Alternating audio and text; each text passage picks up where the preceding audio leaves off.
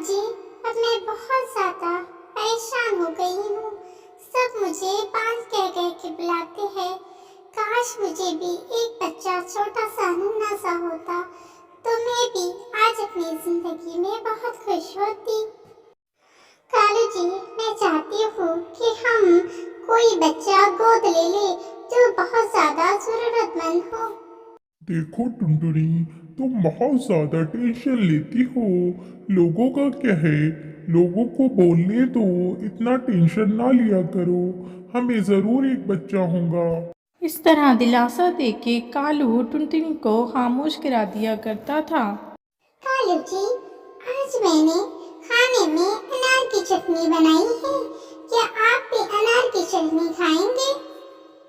आपको तो पता है मुझे अनार की चटनी बहुत ज्यादा पसंद है। अरे ना बाबा ना टुनटुनी, तुम ही खाओ अनार की चटनी। मुझे ये सब पसंद नहीं है। तुम्हें बहुत पसंद है अनार की चटनी। मेरे लिए ना तुम कुछ और बना देना, मैं नहीं खाऊंगा ये। अरे हाँ टुनटुनी, मैंने तुम्हारे डॉक्टर से अपॉइंटमेंट लिया है। तुमने आज उस डॉक्टरनी को जाके चेकअप करा लेना। टुनटुनी डॉक्टर के पास चेकअप के लिए आ जाती है। मेरी शादी को 4-5 साल हो गए मैडम, पर आज तक कोई भी बच्चा नहीं है। मुझे ऐसी दवा दो कि मुझे कम से कम एक बच्चा भी तो हो जाए। जरूर जरूर, मैं आपको एक एप्पल दूंगी, उसमें कुछ दवाई मिला के दूंगी, आपको उसे खाना है। आपको जरूर से बच्चा हो जाएगा। मेरी दवाई बहुत काम की है। टुनटुनी बड़े खुशी खुशी उस एप्पल को लेकर अपने घर पे आ जाती है और उसे खाना शुरू कर देती है, पर उसका कुछ भी असर नहीं होता और ना ही उसे कोई बच्चा होता है। टुनटुनी, तुम टेंशन क्यों लेती हो? तुम्हें तो पता है मैं तुम्हें कुछ नहीं बोलता बच्चों के बारे में। चलो तुम मेरे साथ, हम दोनों मिलकर खेत में काम करेंगे और तुम्हारा दिल भी बहल जाएगा। फिर टुनटुनी कालू कौवे के साथ खेत में काम करती थी, जिससे उसका दिल लग जाया करता था और वो थोड़ी देर के लिए बच्चे के बारे में भूल जाया करती थी। टुनटुनी, अरे ओ टुनटुनी, देखो मैं तुम्हारे लिए अनार लाया हूँ। तुम्हें अनार बहुत पसंद है ना? चलो आज अनार की चटनी बनाओ, मैं भी तुम्हारे साथ मिलकर खाऊंगा। ठीक है कालू जी, मैं आपको अभी अनार की चटनी बड़ी मजे की बना देती हूँ। फिर हम दोनों मिलकर साथ में अनार की चटनी खाएंगे।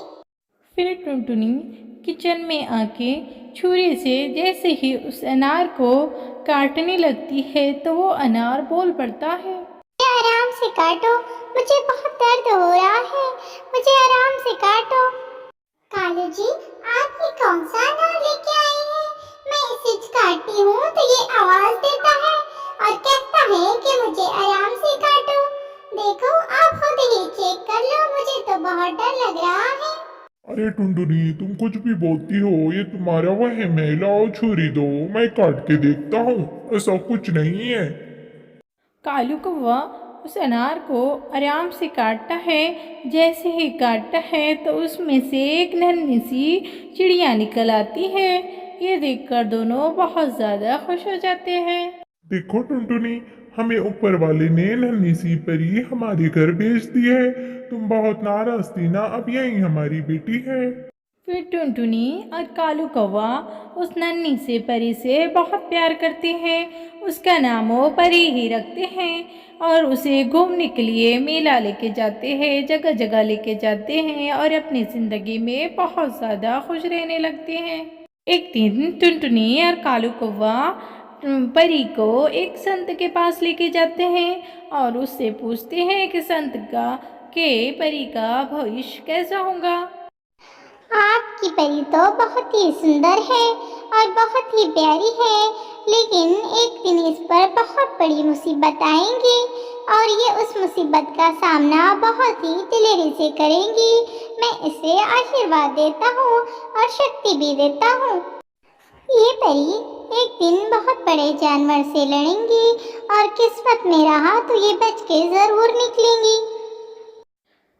टुनटुनी और कालू कौवा ये सुन के बहुत डर जाते हैं और कहते हैं कि अगर हमारी बेटी को कुछ हो गया उस जानवर से और हमारी बेटी ना बच पाई तो हम क्या करेंगे।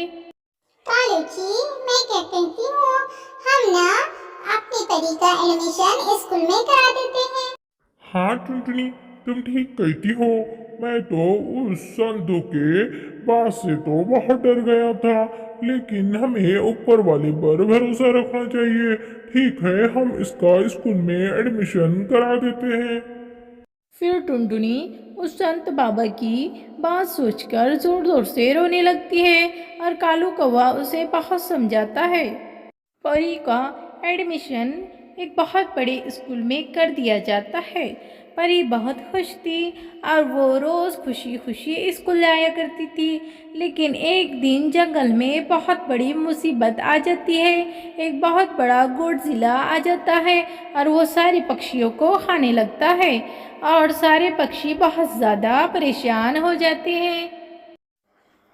वो रोज़ 3-4 पक्षियों को खा लिया करता था। ये सुनकर सारे पक्षी परेशान हो जाते हैं और वो बड़े बड़े पक्षियों को खाया करता था। ये देखकर सारे पक्षी जंगल से बाहर ही नहीं निकलते, सब अपने अपने घोंसलों में छुप के रहा करते थे। कुछ दिन हो जाते हैं और वो गॉडजिला इस जंगल से जाने का नाम ही नहीं लेता।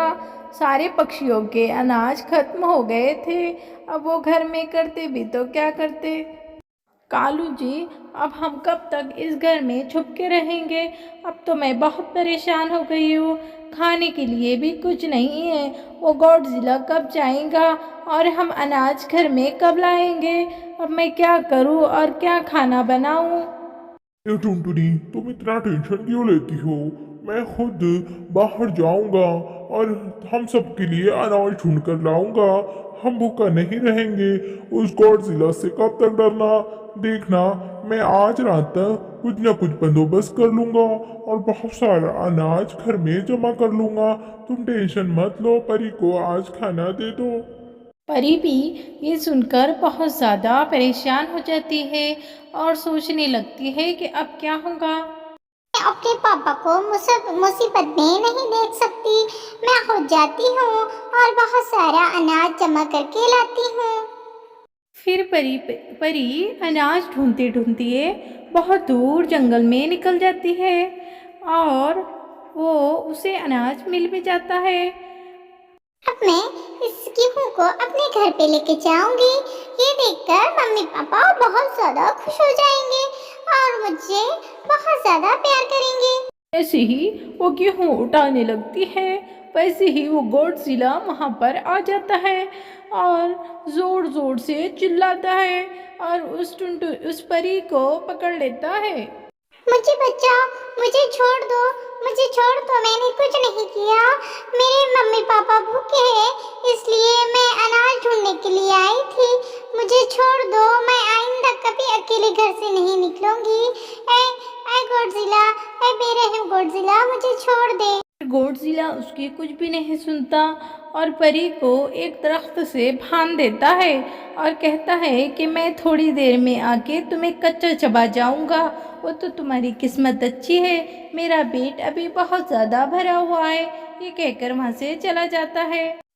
इधर टुनटुनी और कालू कौवा बहुत ज़्यादा परेशान हो गए थे क्योंकि परी जंगल में कहीं भी नहीं मिल रही थी। कालू जी, मैं क्या करूं? मैं क्या करूं? अपनी परी कहीं भी नहीं मिल रही है। अगर परी को कुछ हो गया ना, तो मैं तो खुद जिंदा मर जाऊंगी। टुनटुनी, तुम टेंशन ना लो। तुम जरा जरा बात का बहुत ज्यादा टेंशन ले लेती हो। देखना, हमारी परी सही सलामत होंगी। हमारी परी बहुत हिम्मत वाली है। चलो एक काम करते हैं, हम दोनों अपनी परी को ढूंढने के लिए जंगल में जाते हैं। हमारी परी को गॉडजिला भी कुछ नहीं कर सकता। पर परी बहुत जोर जोर से रो रही थी, बचाओ बचाओ करके चिल्ला रही थी। तभी उसकी आवाज़ एक काले नाग को आ जाती है और वो उसकी आवाज़ सुनकर वहाँ तक पहुँच जाता है। अरे अरे बेटा, तुम्हें क्या हुआ? इस नन्ही सी परी को किसने बांध दिया है? रुको, तुम टेंशन ना लो और रोना बंद कर दो, मैं तुम्हें बचाता हूँ। नाग उस परी को खोल देता है और कहता है कि यहाँ खतरा है, चलो हम दूसरी जगह जाकर बात करते हैं। लूसी बहन, क्या आपने मेरी परी को कहीं देखा है? मेरी परी कहीं भी नहीं मिल रही है। इस तरह टुनटुनी परी को पूरे जंगल में ढूंढ लेती है, पर परी कहीं भी नहीं मिलती। बहुत बहुत शुक्रिया, आपने मेरी मदद की। पर आप तो हमारे दुश्मन हैं, आपने मेरी मदद क्यों की? मुझे उस गॉडजिला ने पकड़ लिया था। मुझे तो बहुत डर लग रहा था कि वो मुझे खा ना जाए। ए परी, मुझे सब पता है। मैं तुम्हें शक्ति देता हूँ। उस गॉडजिला ने मेरी बीवी को मार दिया है। मैं बहुत बूढ़ा हो गया हूँ और मैं उसकी मदद नहीं कर सकता, इसलिए सारी शक्ति तुम्हें देता हूँ। फिर सारी शक्ति काला नाग परी को दे देता है। जैसे ही गॉडजिला वहाँ पहुँचता है, देखता है कि वो चिड़िया वहाँ से चली गई है।